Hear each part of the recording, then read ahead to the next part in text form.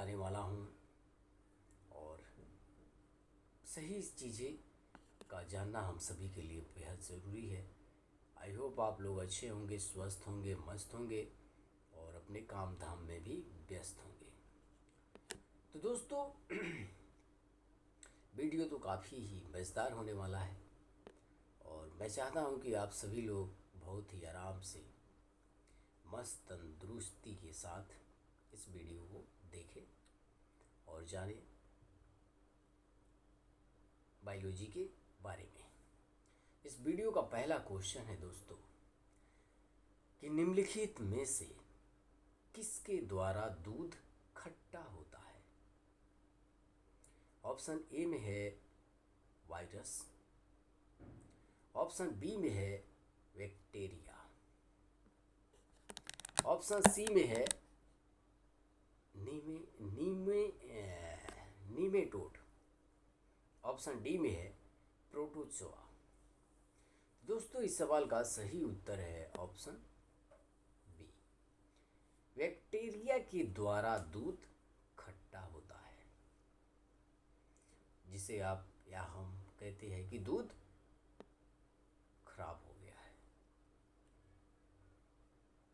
अब अगला क्वेश्चन है दोस्तों, बहुत मज़ेदार क्वेश्चन है। क्वेश्चन ये है कि एक सत्य फल परिवर्धित होता है किससे।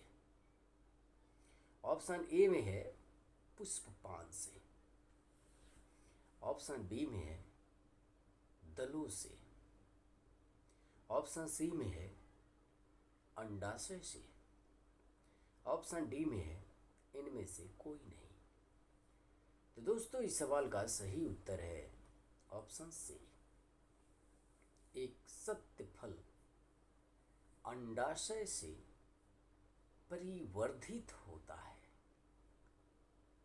ठीक है, अगला क्वेश्चन है दोस्तों कि निम्न में से कौन सा एक कूट फल होते हैं।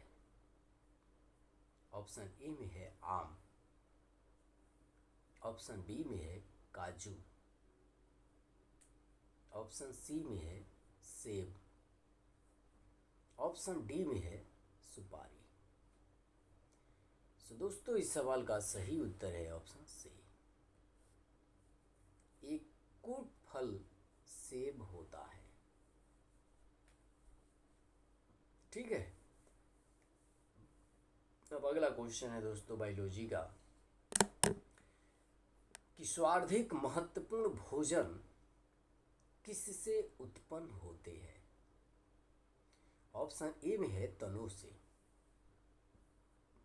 ऑप्शन बी में है पत्तियों से, ऑप्शन सी में है फलों से, ऑप्शन डी में है जड़ों से। तो मित्रों इस सवाल का सही उत्तर है ऑप्शन सी, फलों से सर्वाधिक महत्वपूर्ण भोजन उत्पन्न होते हैं, फलों से। समझ गए। अब आपको अगला क्वेश्चन बायोलॉजी का, चावल का दाना क्या है। आप खाने में चावल तो जरूर खाते होंगे, इतना खाए, इतना खाए या इतना सा खाए, लेकिन चावल जरूर ही खाते होंगे। और क्या आपको पता है कि चावल का दाना क्या है। ऑप्शन ए में है एक बीज, क्या एक बीज है चावल का दाना। ऑप्शन बी में है एक बीजीय फल, मतलब क्या चावल का दाना एक बीजीय फल है। ऑप्शन सी में है फल, ऑप्शन डी में है ये सभी। तो दोस्तों इस सवाल का सही उत्तर है ऑप्शन बी, चावल का दाना एक बीजीय फल है।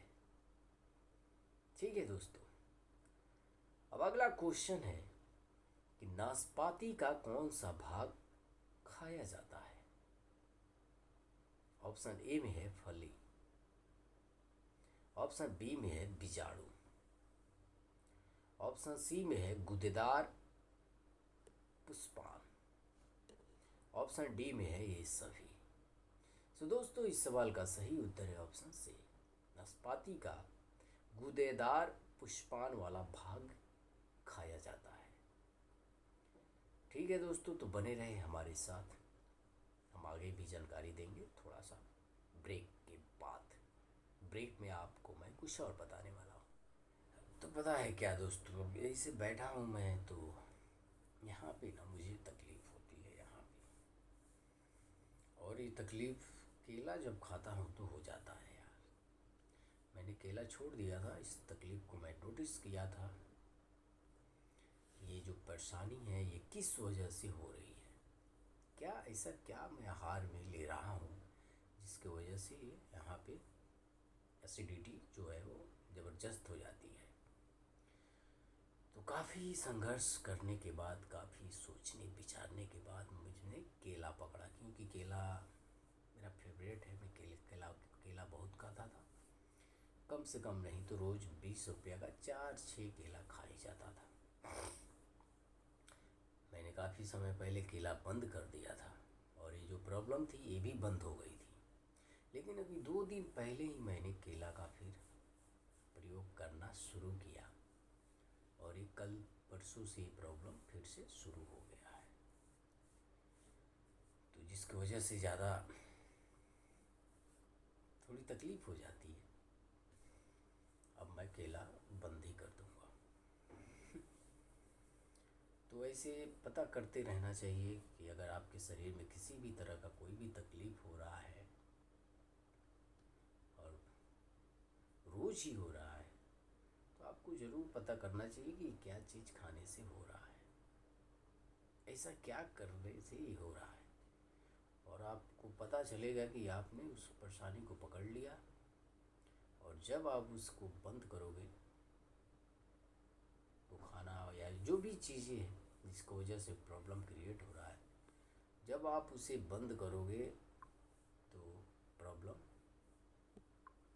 ठीक हो जाएगा। तो जैसे कि आप सभी को पता होना होगा ही दोस्तों कि कल से पितृपक्ष शुरू हो रहा है, और ये 21 तारीख तक रहेगा। और कल रात को 9 बजे के बाद चंद्र ग्रहण भी लग रहा है। अब त्यौहार ही त्यौहार है, सनातन धर्म का ये सब त्यौहार है। इसके बाद नवरात्रि शुरू होगी 22 तारीख से, फिर दिवाली की तैयारी शुरू होगी, फिर छठी मैया की तैयारी शुरू होगी, फिर नहान की तैयारी शुरू होगी। ऐसे ऐसे सनातन धर्म का जो त्यौहार है वो कंटिन्यू चलता रहेगा। मज़े की बात है। तो अब कल से पितृपक्ष शुरू हो रहा है, तो पितृपक्ष में आप सभी को पता ही होगा कि सबसे कुछ चीज़ें है जिसका सेवन नहीं करना चाहिए, कोई शुभ कार्य नहीं करना चाहिए सेवन में, जैसे कि मांस मच्छी तो बिल्कुल नहीं लाना चाहिए, नहीं खाना चाहिए। प्याज और लहसुन का भी सेवन खाने में नहीं करना चाहिए। और बहुत सारा उपाय है, छोटा छोटा उपाय करके भी आप अपने पितरों को खुश कर सकते हैं, क्योंकि ये सच है कि इस पितृपक्ष में पितृलोक से पितर आते हैं कि हमारे वंश जो है वो हमारे लिए क्या कर रहे हैं।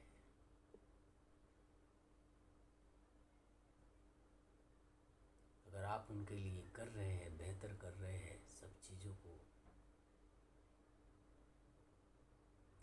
को जो भी चीज़ें बनानी है उसको बना के श्रद्धा भाव से एकदम लगे हैं, तो बहुत अच्छा होता है, बहुत बढ़िया होता है, खुश होते हैं। उनको खुश करना ही सबसे बड़ा पूजा कहिए, पिंडदान कहिए या तर्पण कहिए,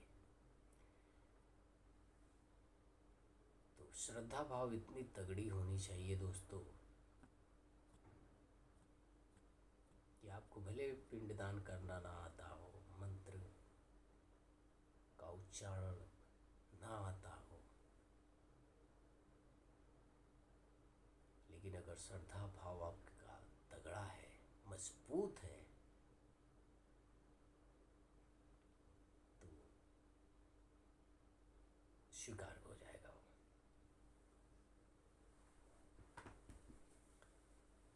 तो देखिए, अब जिस लोगों को तिथि का नहीं पता है, वो अमावस्या के दिन अपना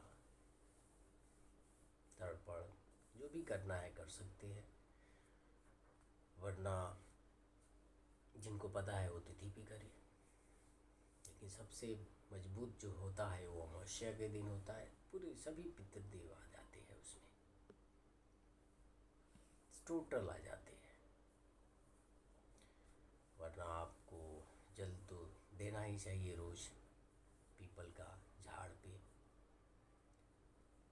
तांबे के लोटे में जल, गंगा जल, काला तेल, जौ, चंदन मिला के, दूध, आपको जल दे देना चाहिए।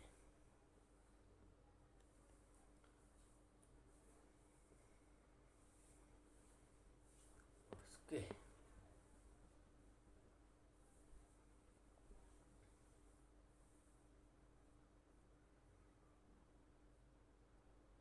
तो बने रहे दोस्तों। अब मैं आपको फिर बताऊंगा बायोलॉजी के जीके के बारे में, थोड़ा सा ये ठीक हो जाए।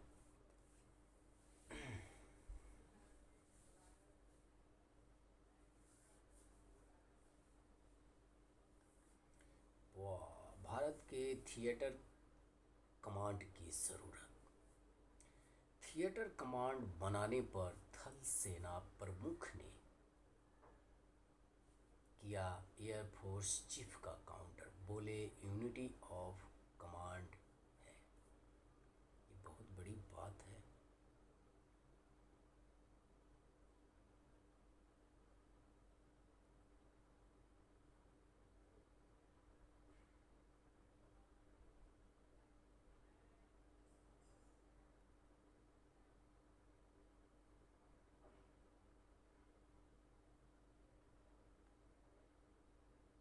भारतीय थल सेना प्रमुख जनरल उपेंद्र द्विवेदी ने शनिवार को थिएटर कमांड के पक्ष में बयान देते हुए साफ तौर से कहा है कि यह बेहद ज़रूरी है और आज या कल बनकर ही रहेगा।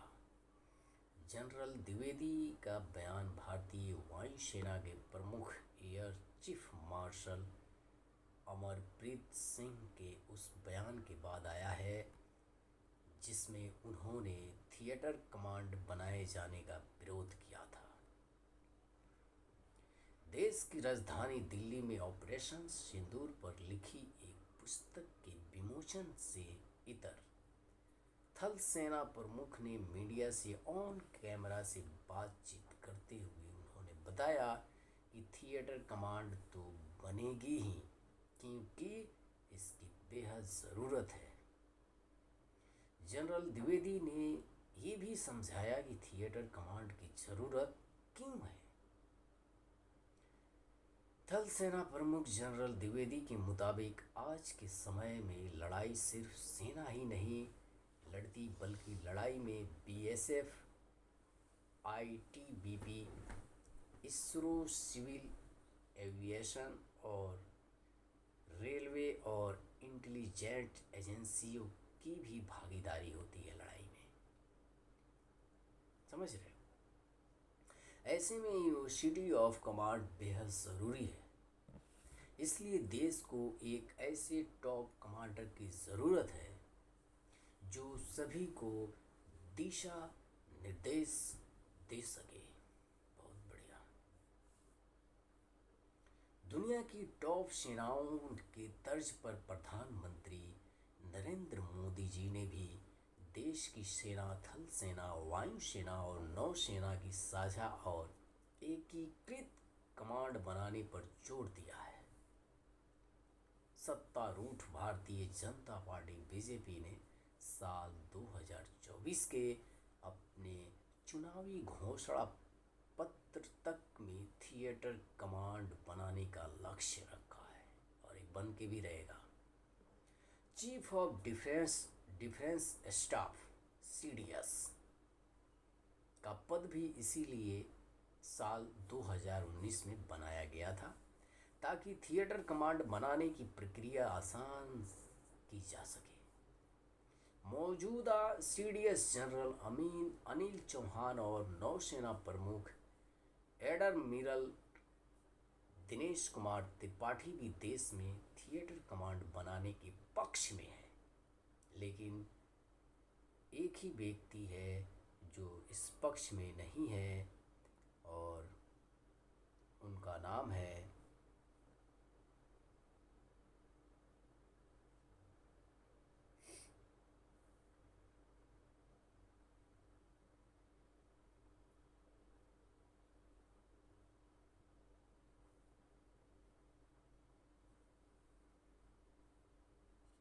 ये बहुत अच्छा विषय है। वायुसेना का प्रमुख का मानना है कि एयरफोर्स के पास फाइटर जेट और दूसरी मिलिट्री विमान बेहद कम है। अगर थिएटर कमांड बनाई गई तो एयरफोर्स की ताकत बांटने की चुनौती सामने आएगी। अभी देश में थल सेना, वायुसेना और नौसेना की अलग अलग 17 कमांड है। इसके अलावा 3 साझा कमांड है, लेकिन रक्षा क्षेत्र में सुधार के तहत जब थल सेना, वायुसेना और नौसेना की साझा कमान बनेगी तब महज 4-5 कमांडर ही रह जाएगी। इसीलिए इन्होंने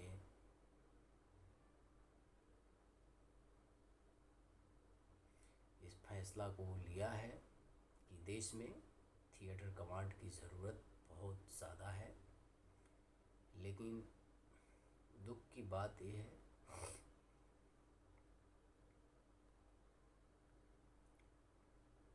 कि इसमें भी कोई ना कोई रुकावट आ जाती है।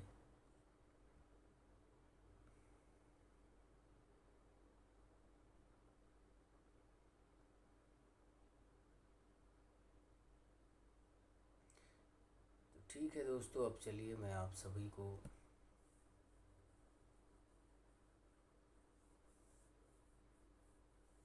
बायोलॉजी जीके के बारे में बताता हूँ।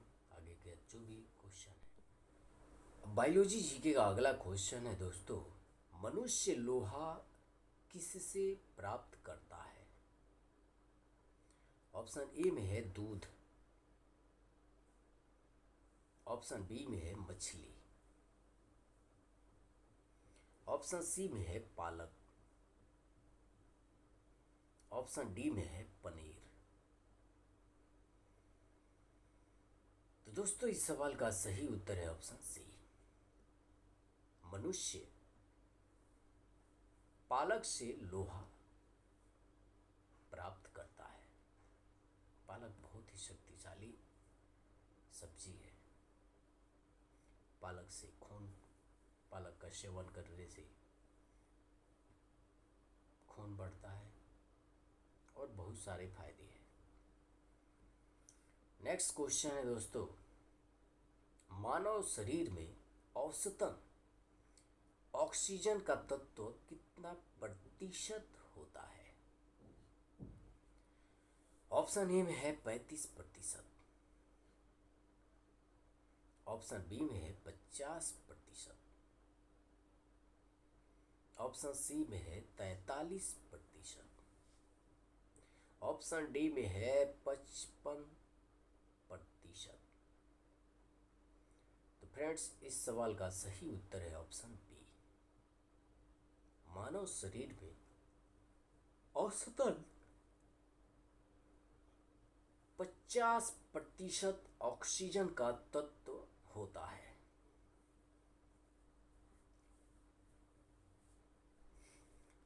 क्वेश्चन है कि निम्नलिखित में से कौन आयोडीन का सर्वोत्तम स्रोत है? ऑप्शन ए में है मूली, ऑप्शन बी में है सेम, ऑप्शन सी में है शैवाल, ऑप्शन डी में है ये सभी।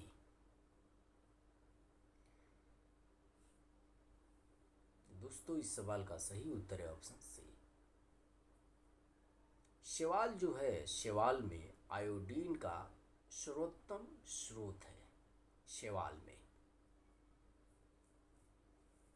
बायोलॉजी का अगला क्वेश्चन है, मछलियों के यकृत के तेल में किसकी प्रचुरता होती है? ऑप्शन ए में है विटामिन ए, ऑप्शन बी में है विटामिन ई, ऑप्शन सी में है विटामिन सी, ऑप्शन डी में है विटामिन डी। तो दोस्तों इस सवाल का सही उत्तर है ऑप्शन डी। मछलियों के यकृत के तेल में विटामिन डी की प्रचुरता होती है। अगला क्वेश्चन है,